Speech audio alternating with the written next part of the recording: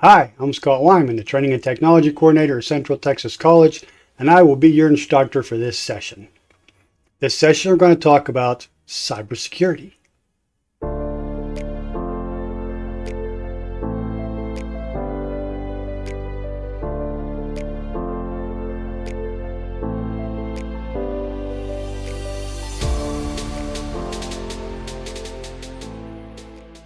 So, why are you doing this training? Well, basic cybersecurity awareness training is mandated by the state of Texas, the Texas Administrative Code to be specific. Your participation in this training today fulfills that state requirement. Throughout the briefing today, we'll provide with questions and answers for you to gauge your own cybersecurity awareness. Each of us has a responsibility to protect CTC's confidential data and information resources. Your partnership is critical to our institutional IT security goals and strategies. You can review the computer security policy for IT at Central Texas College website. We'll take a quick preview. There we go. So, here you can see the purpose is to identify requirements needed to comply with applicable regulations and protect electronic data. And the scope, well, it applies to pretty much anybody and everybody who uses CTC's IT resources. I'm not going to go deep into this and read the whole thing for you,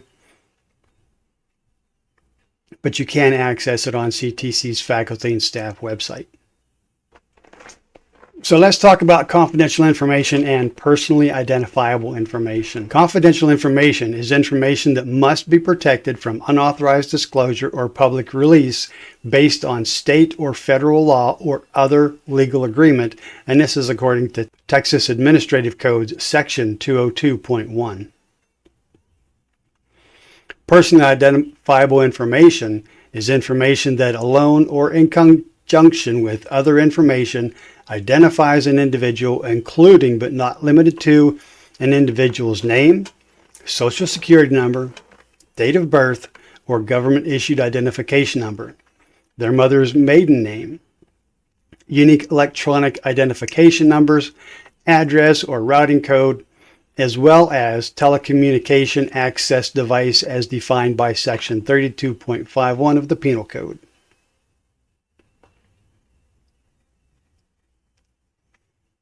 Sensitive information is information that could lead to a breach of data systems, protection, or controls. Account credentials, information regarding the structure or configuration of security controls, as well as some policies and procedures needed to gain access to resources. Information that is considered the trade secrets of an organization is also sensitive information. Intellectual property, as well as certain types of research data or any other information an organization considers private and or does not wish to make publicly available. We do have acceptable use policies. The state of Texas considers information resources to be valuable and strategic assets that must be carefully used and managed. The acceptable use policy achieves the following. First, it wants to ensure compliance with applicable statutes, regulations, and mandates regarding the management of information resources. It also seeks to establish prudent and acceptable practices regarding the use of information resources. It also wants to educate individuals who may use information resources associated with CTC job responsibilities. Privacy policies are mechanisms used to establish the limits and expectations for users of Central Texas College information resources. Internal users should have no expectation of privacy with respect to information resources. Per Texas Administrative Code Section 202.1, information security risk is the effect on the entity's mission, function, image, reputation, assets, or constituencies, considering the probability that a threat will exploit a vulnerability, the safeguards already in place, and the resulting impact. So when we look at these risks, we're looking at sensitive and confidential information, whether it be the individual's financial, research, etc. So the theft of this information or accidental disclosure of this information would be considered a risk. Software theft, intellectual property theft, unauthorized access or use, as well as hardware theft, all considered to be risks. What are the possible impacts? Well, we could have reputational damage, we could have financial loss, interruption of critical services, compliance fines and sanctions by regulatory agencies. So let's take a look at this video. Identity theft happens. It's an unfortunate fact of modern life. But there are certain steps you can take to help keep your personal information from falling into the wrong hands. Every day you do things to protect what's most important to you. And you know what? You do them almost automatically. Routine things like looking both ways before you cross, brushing your teeth, and buckling your seatbelt. Another routine to get into is keeping tabs on your identity and personal information. Here are 5 easy ways you can do it. Read your credit card and bank statements carefully and often. Know your payment due dates. If a bill doesn't show up when you expect it, look into it. Read the statements from your health insurance plan. Make sure the claims paid match the care you got. Shred any documents with personal and financial information. Review each of your 3 credit reports at least once a year. It's easy and it's free. And before you know it, protecting your personal information can be as routine as locking your doors at night. For more tips and tools on dealing with identity theft, visit ftc.gov/ID theft. That's ftc.gov/ID theft.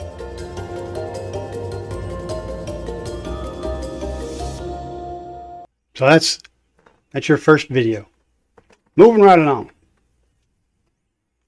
Authorized software. Any software package installed on a college-owned device that is not properly licensed through IT or your department is a violation of copyright laws and CTC policy and must be removed immediately. Most software requires acceptance of an end-user license agreement, known as an EULA, at the time of installation.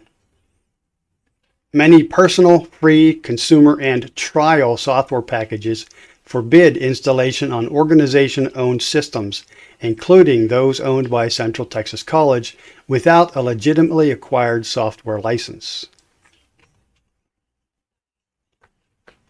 Certain software is prohibited. The following general categories of software are prohibited on all CTC information resources unless authorized by the IT security engineer. Hacking tools, password descramblers, network sniffers, and port scanners. Software that proxies the authority of one user for another for the purpose of gaining access to systems, applications, or data illegally. And software that instructs or enables the user to participate in any activity considered to be a threat to local, state, or national security. The following software and applications are prohibited from CTC information resources per the Texas Covered Applications and Prohibited Technologies Policy. Alipay, CamScanner, QQ Wallet, Tcent Holdings Ltd, VMate, WeChat Pay, ByteDance Ltd, Casper Sky, ShareIt, TikTok, WeChat, WPS Office, or any subsidiary or affiliate of an entity listed above. The CTC Information Security Engineer can provide a list of prohibited software and may add to the list as new threats are discovered.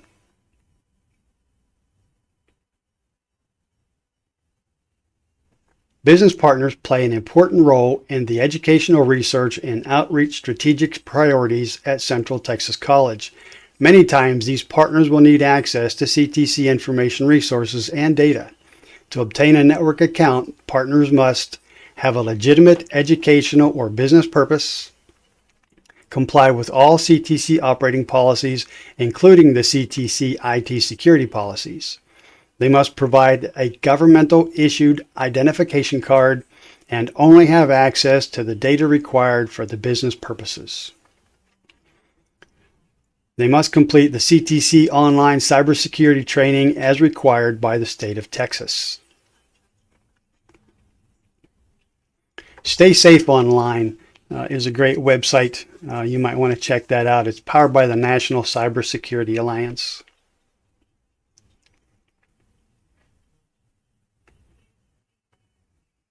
Here are the types of attacks that can be used to target you. Phishing, but not like the phishing we know of. Spear phishing, a little bit different. Vishing. Then we have smishing and farming. And lastly, we have quishing.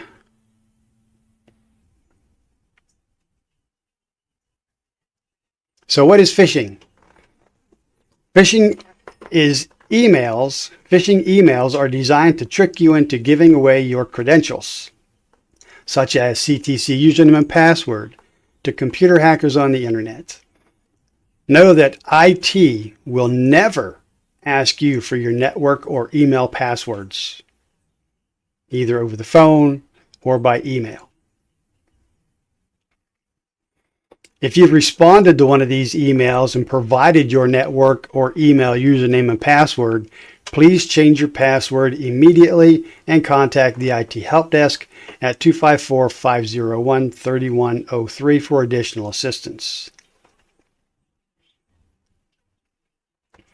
If you received phishing emails but did not click on any links, then simply delete the email. No further action is needed. For these, you should double delete the email. So you delete it, it goes to your deleted inbox, then you delete it from your deleted inbox. You can take a shortcut by holding down the Shift key and pressing delete or clicking the delete icon. This will bypass a deleted items folder and wipe it completely from your computer.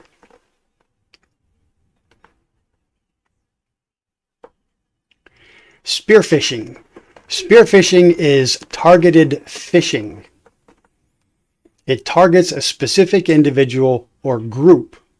Criminals learn about the target audience and attempt to impersonate trusted institutions, companies, groups, or individuals. Many impersonate brands or organizations in a sophisticated manner and may impersonate organization executives using copied logos, seals, or signatures. Let's watch a little video on spear phishing.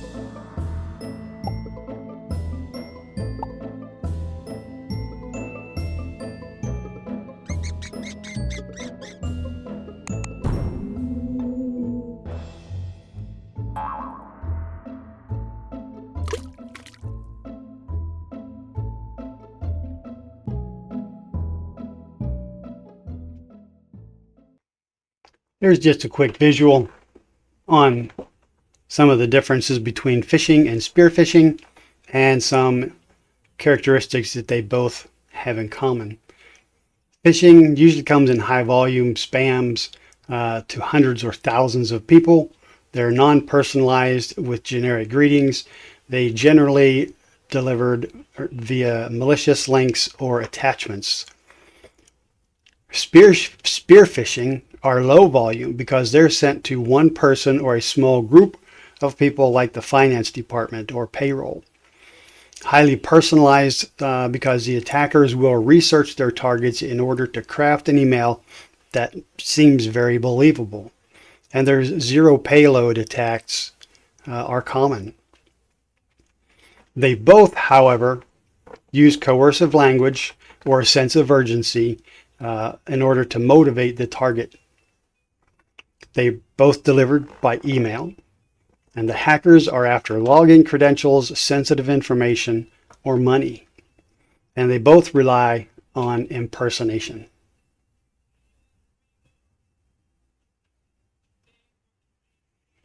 The CTCID division recommends the following cybersecurity practices to protect yourself and CTC resources from this and other email scams.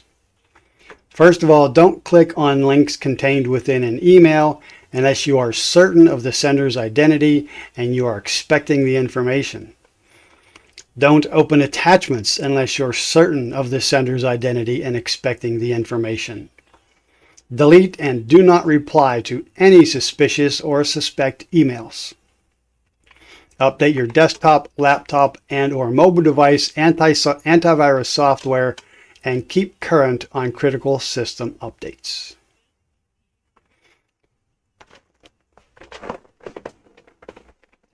Don't turn your computer off. Just log out of your computer or lock your computer at the end of the day, because IT division pushes updates overnight. If you turn your computer off, then you may not receive necessary updates. So we encourage you to be vigilant in practicing cybersecurity.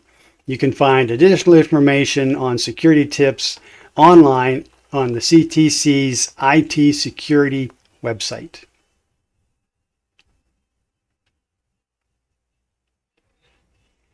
So going beyond email, we have vishing. Vishing uses your phone or voicemail services to contact you to obtain personal or non-public institutional information.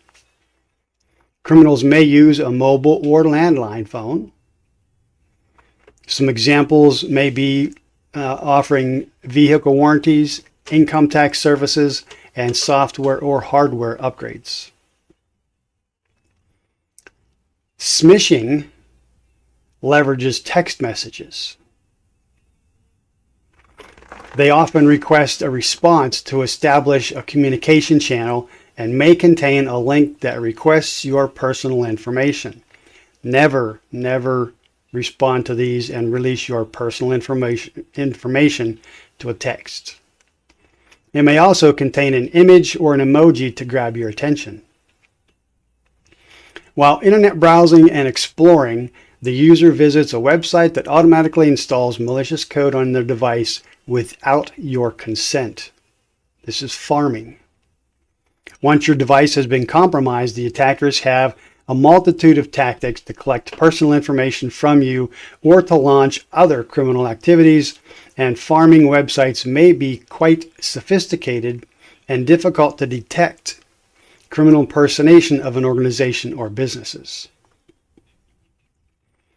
Pharming websites may be quite sophisticated and difficult to detect criminal impersonation of an organization or businesses. For example, here's a pharming website for what appears to be Google, but if you look at the URL for the website, it doesn't say Google anything, but they've copied a Google page in order to impersonate Google to try and get information.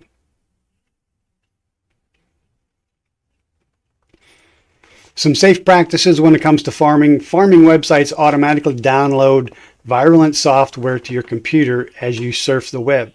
The CTC IT division recommends the following cybersecurity practices to protect personal and institutional information.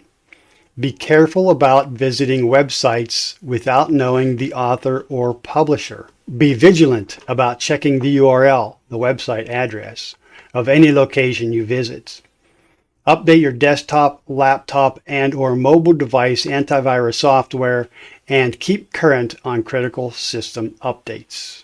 Quishing, or QR phishing, is a cybersecurity threat in which attackers use QR codes to redirect victims to malicious websites or prompt them to download harmful content. The goal of this attack is to steal sensitive information such as passwords, financial data, or personally identifiable information and use that information for purposes such as identity theft, financial fraud, or ransomware. How does quishing work? In a quishing attack, the attacker creates a QR code and link it to a malicious website. Typically, the attacker will embed the QR code in phishing emails, social media, printed flyers, or physical objects and use social engineering techniques to entice the victims. For example, victims might receive an email urging them to process an encrypted voicemail message via a QR code for a chance to win a cash prize. Upon using their phones to scan the QR code, victims are directed to the malicious site. The site may prompt victims to enter private information such as login information, financial details, or personal information. In the example above, the site may request the user's name, email address, date of birth, or account login information.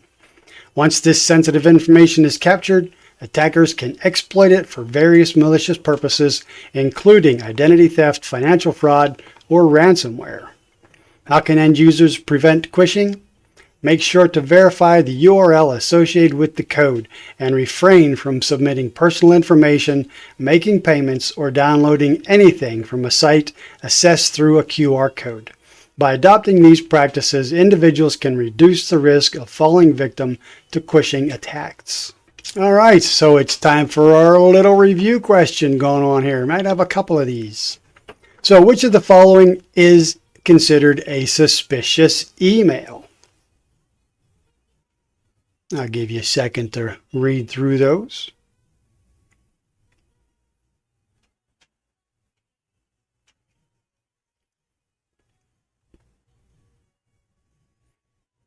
If you answered E, all of the above, then you are absolutely correct. Good job.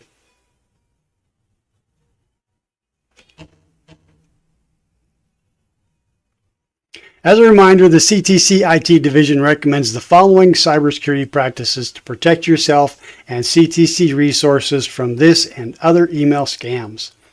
Do not click on links contained within an email unless you are certain of the sender's identity and expecting the information.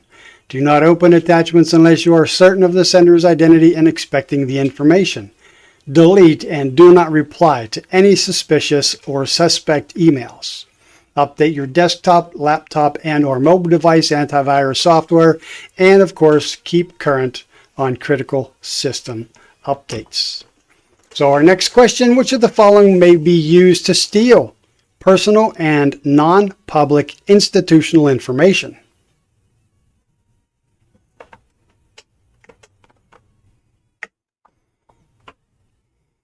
If you selected all of the above, you got it. Typically, the quishing attacker will embed a QR code in emails or social media and use social engineering techniques on the victim. Sound familiar? It should, because it is true. Absolutely true. Quishing. Quishing's fairly new. All right, so now we're going to take a look at where security threats come from. So where do IT security threats come from? Well, they come from all over. There are corporate spies, malicious insiders, there are hacktivists, kind of like an activist, but they're computer hackers, different terrorist groups, hackers, of course, There are criminal groups out there who use criminal groups are also known to be a source of security threats, as well as nation states.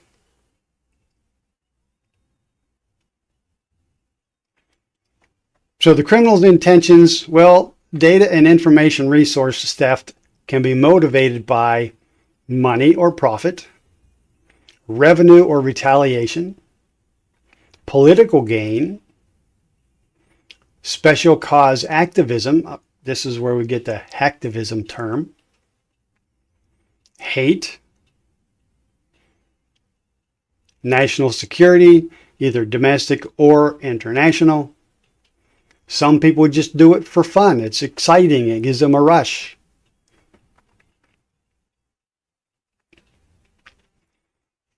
So we do have incident management procedures. CTC has procedures in place for reporting computer security incidents as outlined in CTC Policy 294 that can be reviewed online at either the IT webpage or the HR webpage. Just look for the policy. You're looking for Policy 294. If you become aware of a data security issue, immediately report the incident. For virus and worm infections, compromised systems, or improper use complaints, contact the IT help desk at help.desk@ctcd.edu or phone at 254-501-3103. Or for potential criminal acts, such as data theft, fraud, things of that nature, the exposure of confidential information, or a threat to personal or homeland security, directly contact the CTC Help Desk by phone.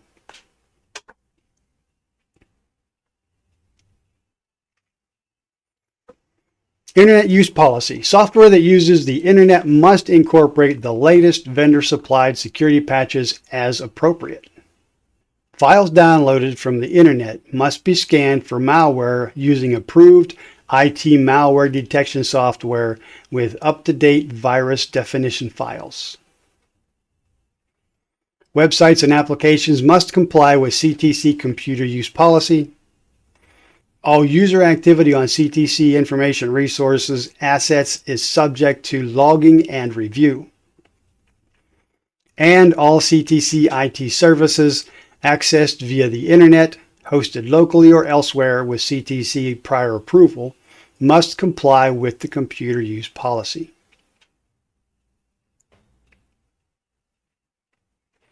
CTC internet or intranet access may not be used for personal gain, commercial gain, or political purposes. No CTC confidential or sensitive data will be made public. All confidential CTC material transmitted over an external network must be encrypted. Electronic files must be retained and destroyed in accordance with the state record retention schedules. And incidental use must not result in direct costs for CTC or interfere with the normal performance of an employee's work duties.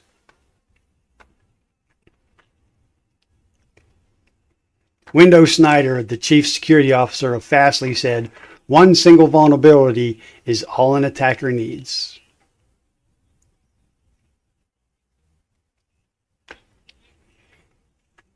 The advancement and innovation of copiers, printers, scanners, fax technology has created a breed of devices commonly called multifunctional devices. Certain features associated with these devices, whether a single function or multifunctional, can pose a serious infrastructure and information security risk. So we need to make sure we set strong administrator and user passwords to access the unit, restrict physical access to the units, ensure that logging is enabled and monitored, limit access to functions based on job function and duties, integrate access with CTC accounts where feasible, set up Set up units so that images and documents are immediately deleted after the job processes. This is called volatile memory erase. And we also want to apply the latest vendor-supplied upgrades to correct vulnerabilities as appropriate. All right, time for some more review questions. Which of the following can cybersecurity criminals use to gain access to confidential information?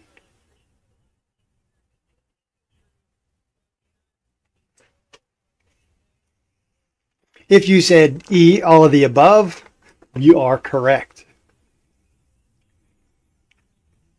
Certain features associated with these multifunctional devices can pose a serious infrastructure and information security risk.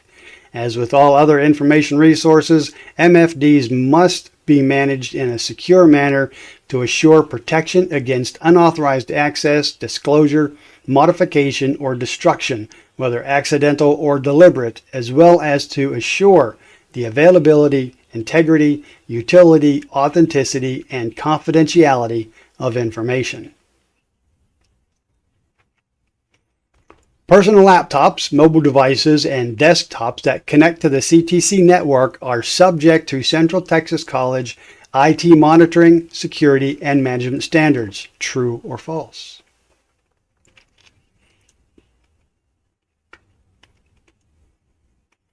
If you thought true, then you got that one right too. Good job. Personal laptops, mobile devices that connect to the CTC network are subject to Central Texas College IT monitoring, security, and management standards. All hardware connected to the Central Texas College network is subject to CTC IT monitoring, security, and management standards. Is it acceptable to share passwords with IT staff or other trusted individuals?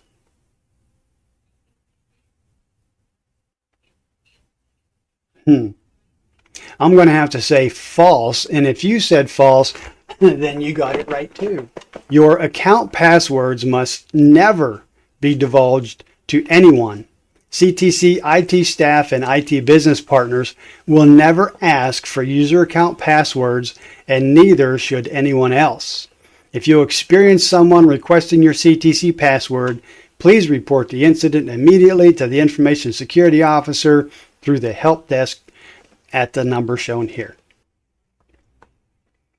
Mobile computing. Just as your desktop computer can become infected and overrun by malicious intruders, so can your mobile devices, aka cell phones. Awareness of your activity and location, as well as using safe computing practices, can help protect mobile device activity.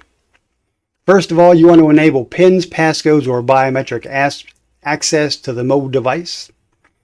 You should maintain up-to-date software, including operating systems and applications.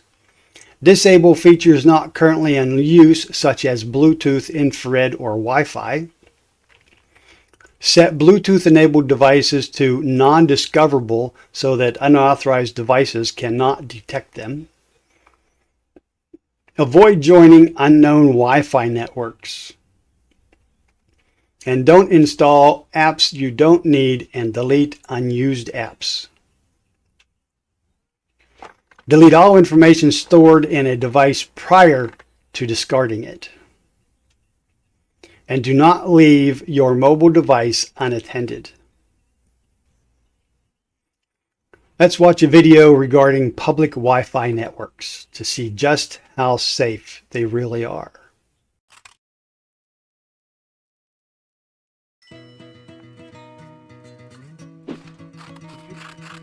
Many hotels, coffee shops, airports, and other places offer free Wi-Fi hotspots. They're convenient. Unfortunately, they often aren't secure. That could make it easy for someone else to access your online accounts or steal your personal information. So, what can you do to reduce your risk? Encryption is the key to keeping your information secure online. When information is encrypted, it's scrambled into a code so others can't get it. How can you be sure your information is encrypted? 2 ways. 1. use a secure network to access the internet. Don't assume that a public Wi-Fi network uses encryption. In fact, most don't. You can only be sure that a network uses effective encryption if it asks you to provide a WPA or WPA2 password. If you aren't sure, it's best to assume the network is not secure. The second way to protect your information is to send it through a secure website. A secure site will encrypt your information, even if the network doesn't. If the web address starts with HTTPS, then your information is encrypted before it's sent. The S stands for secure. Look for HTTPS on every page you visit, not just when you log in.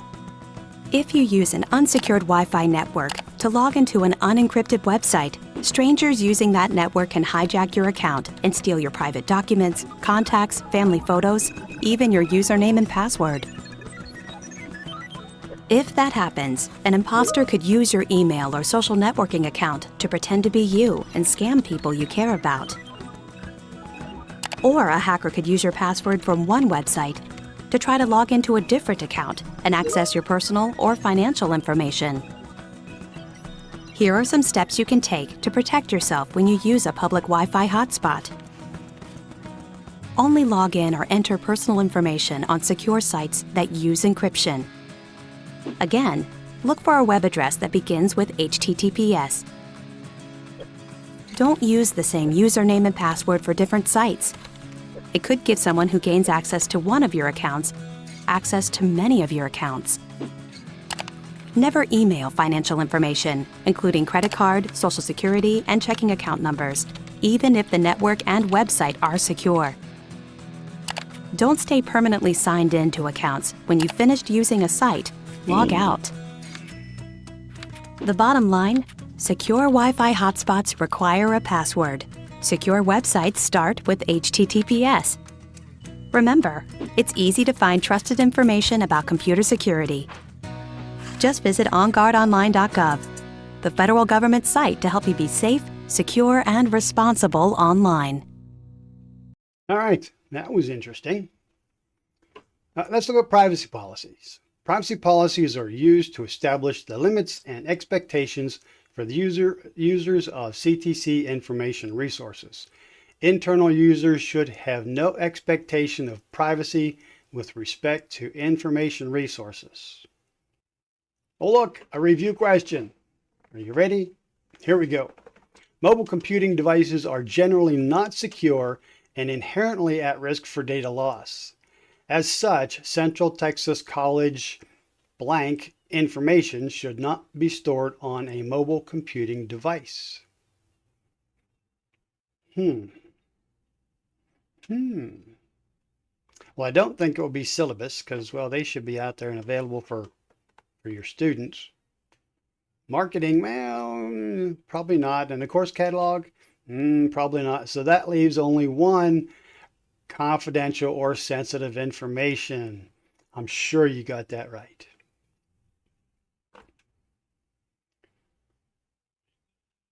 Many mobile devices offer services beyond making phone calls, texting, and receiving email. With such a wide variety of mobile devices and options for connectivity, we strongly recommend that you exercise caution and be diligent about practicing safe computing on your mobile devices. Next, emails in my inbox and files I have created and stored on a CTC-owned or provided information resource are my personal property. True or false? Well, they're mine and I put them there. I would think they would be my personal property. But the answer is B, false. If you put it on CTC's computer, it now belongs to CTC. So you shouldn't be using CTC's devices for your own personal information. Electronic files created, sent, received, or stored on information resources owned, leased, administered, or otherwise under the custody and control of Central Texas College are not private. The CTC IT division has stringent policies, procedures, and monitoring for all faculty and staff. We adhere to a rigorous check and balance system and are subject to periodic internal and external audits. Integrity and high ethical codes of conduct are the cornerstone of our security program.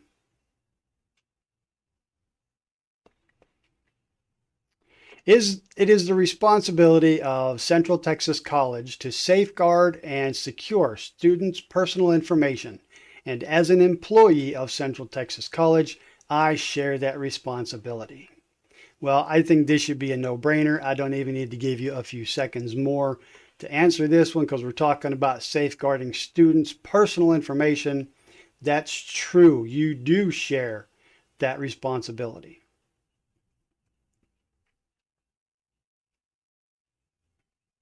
A wide variety of third parties have entrusted their information to Central Texas College for business purposes, and all workers of Central Texas College must safeguard the privacy and security of this information. The most important of these third parties is the individual customer. Customer account data is accordingly confidential, confidential, not confidential. Confidential, and access will be strictly limited based on business need for access. All right, so let's look at some of the different types of malware. There is ransomware. Some of us are familiar with that. There are Trojan horse viruses. There's remote access malware. There are worms that work their way through the computer systems. Keyloggers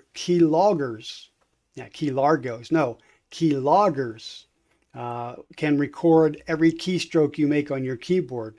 There are viruses, there's adware, rootkits, and spyware. So this is why we need to keep up with our antivirus software. The number of computer security incidents and the resulting cost of business disruption and service restoration continue to escalate. Implementing comprehensive security policies, blocking unnecessary access to networks and computers, improving user security awareness and early detection and mitigation of security incidents are some of the actions that reduce the risk and drive down the cost of security incidents. A virus is capable of replicating and spreading to other computers by attaching to messages or programs when a recipient opens the message or launches the program.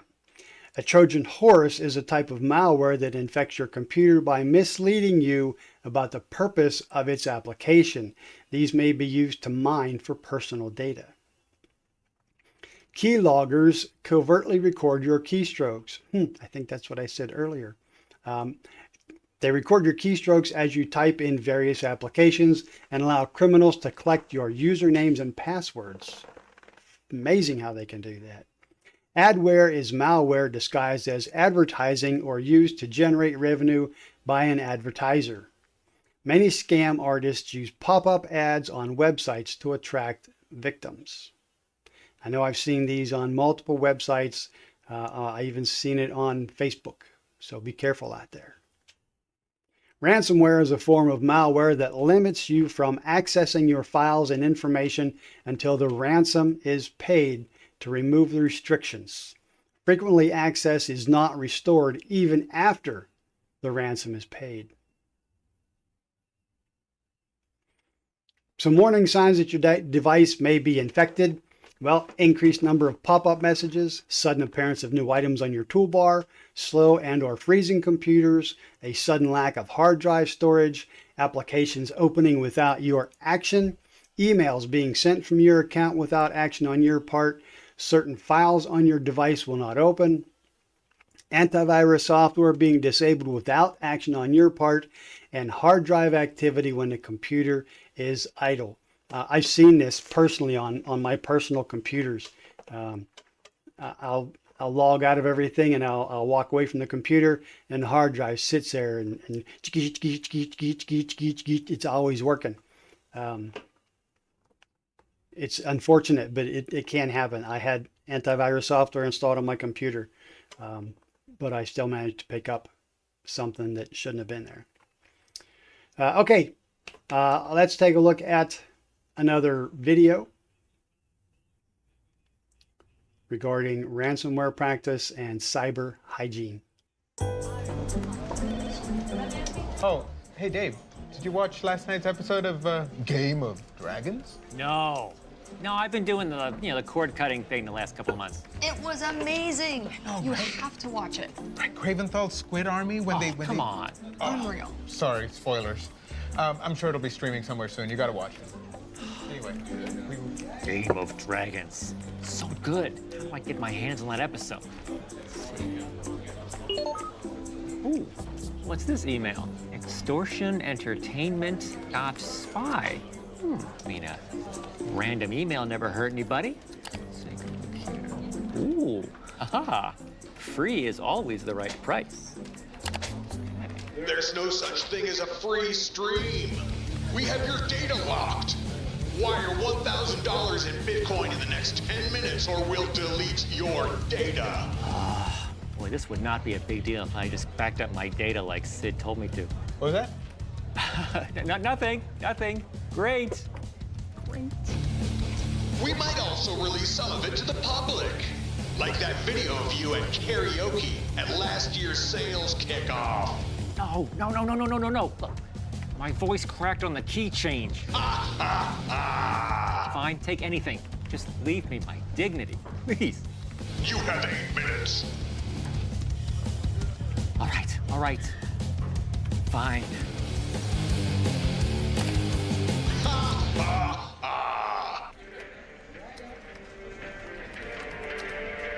I finally finished the new Game of Dragons episode. Yes, Oh man, those finally. demon pigs really got their tails handed to them, didn't they? Oh man. I'm pretty so sure good. that was like 4 episodes ago, right? What? Yeah. Last night's episode, Son of Demon Pig shows up, and he's way worse. I mean, it really hits trough bottom. No, you get it. When you get to it, you'll get it. That's when you.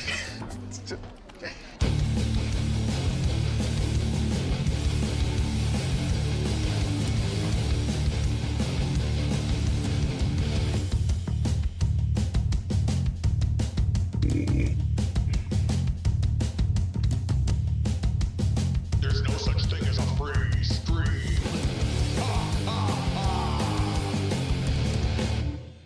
Wow, what'd you think of that? That's some scary stuff, but you know it can happen, and I'd hate to see it happen to any of us on our personal computers or on our CTC computers or devices. All right, moving right along. Well, look, it's time for a review question. A virus is a software application that securely manages my data.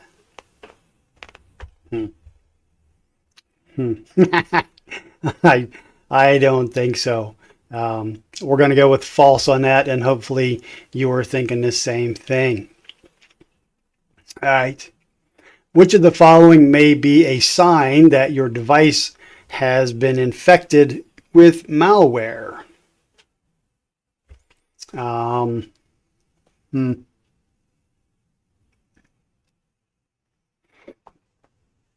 thinking maybe I've seen all of those on a list somewhere, haven't we? Yes, the answer is E, all of the above. All right, so now we're going to take a look at the data management cycle. All right, so let's take a look at the disposal, retention, and backup of secure data. We want to establish a system to organize the files you send, receive, and store. We're going to delete old unwanted files that you are not required to retain. Be sure to check any deleted items, sent items, or junk folders regularly. Keep those empty. Archive old files that you need to retain.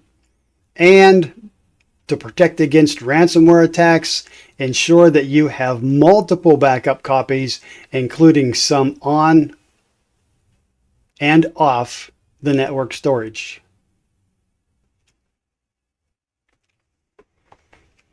OneDrive for business secure document storage for Office 365.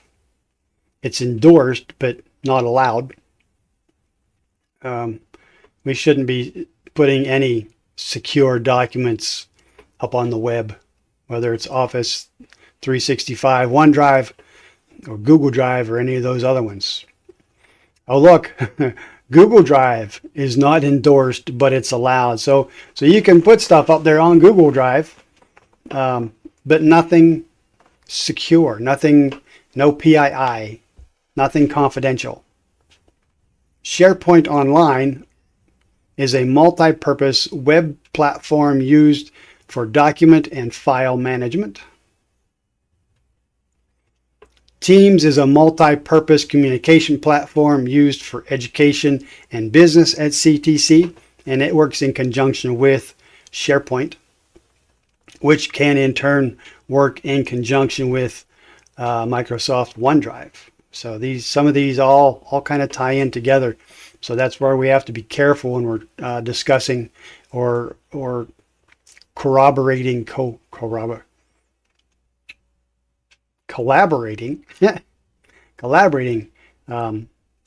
information. We need to make sure, again, it's nothing that violates the policies. Blackboard is a learning management system, and Wiki is a user-managed website that allows users to create and edit web content. Although external cloud storage is not discouraged, like I said earlier, it is no place to store anything important or sensitive.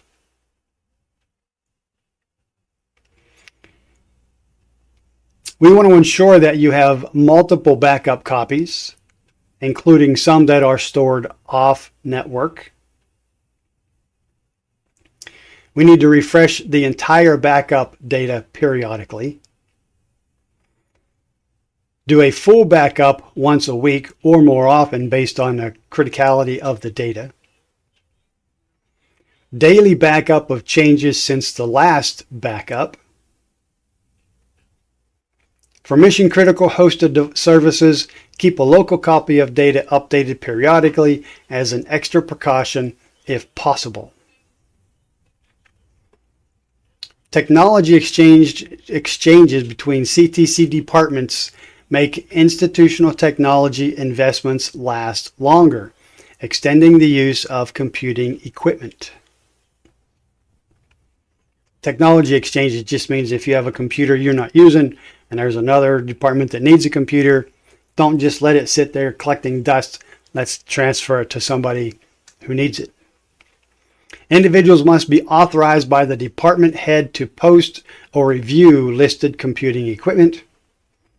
Inventory transfer paperwork and procedures are required prior to the exchange. We can't just pick up a computer and walk it over to another department. Proper channels have to be followed for that.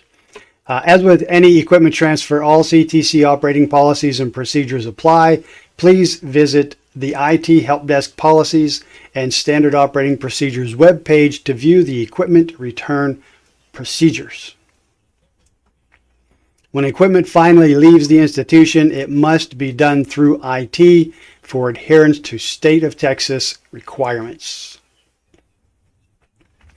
Each department should review records on hand annually to determine whether departmental documents, papers, or electronic should be retained or destroyed. Once a record's retention time has expired and it is no longer needed, the record should be disposed of in the appropriate manner. Records with no personal or confidential information can be recycled or thrown away. Records containing personal or confidential information should be shredded or, if in electronic format, completely deleted from the system. Central Texas College's record retention schedule can be found on the Human Resources homepage. So Stop, Think, and Connect. This is another one of those websites that has some really good information. So we're going to watch this video. Well, the name is Stop, Think, Connect, and well, you'll see why. The world is online, and we're all connected. While there's a lot to explore and discover, we each need to do our part to keep the internet safe. Learn how you can stay safe online at dhs.gov/stopthinkconnect. All right, another Short but sweet, informational video. Okay, moving on. We want to make sure that we all do our part to fight cybercrime. We need to report spam, cybercrime, and identity theft in order to help keep the internet safe for everyone. And again, there's the stopthinkconnect.org website. All right, so we have a recommended cyber hygiene checklist, and this is the first half of that checklist. We want to create and use strong, unique passwords. We want to install anti-malware, antivirus software on your computers and devices. We want to use screen locks and passcodes on our devices. We need to back up our content. We want to reduce data clutter. Do not use the same password for all online activities. That's just no. Update account profiles. Think before you click. And enable credit card alert notifications and scrutinize your monthly bill. We also want to update operating systems, anti-malware, antivirus software, application software, and mobile apps. Reset your home computer administrative passwords. Don't use the default password that comes with your router or your Wi-Fi network. Reset it to make your own. Monitor all internet connected devices. Plan for your data in life and or death. Right? What's going to happen to your stuff when you're no longer here? Limit personal information on social media. Avoid public of unknown Wi-Fi. Beware of shoulder surfing, especially in these large crowded areas. You never know who's looking over your shoulder watching to see what you're typing into your phone. And we need to monitor Bluetooth activity carefully because, well, Bluetooth is Bluetooth. The nature of it is connectivity without connecting. No physical connection. So we need to make sure that we're taking care of that. Turn your Bluetooth off if you're not using it.